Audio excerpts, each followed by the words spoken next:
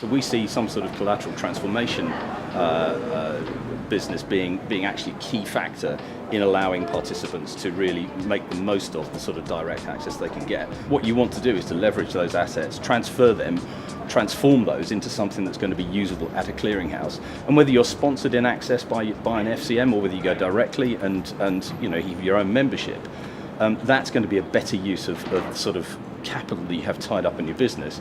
Particularly in a rising interest rate environment. We're very interested in the distributed ledger technology. It's a few years out, I'd say 5 to 10 years before we really get the big impacts out of this, but those impacts are pretty profound. We can potentially move collateral, move capital between different risk pockets in a more global network. And this potentially allows me to not have that collateral and that capital wound up in specific places where it's not as useful for me. Taking the post-trade services out of a bank and it becoming a utility would be a more efficient conduit for the market.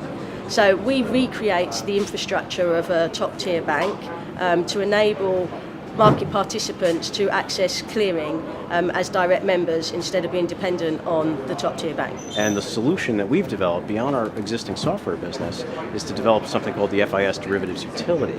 And what that is a combined operations and technology offering that it really creates a standard operating model for about 80% of the operational requirements and about 95% of the technology requirements for a clearing firm. We believe in real-time post-trade platforms. That means, the end client will see the clearing and settlement, the actions in real time all the way. Whereas in today's case, most of the derivatives, back office systems, you get the report in the morning.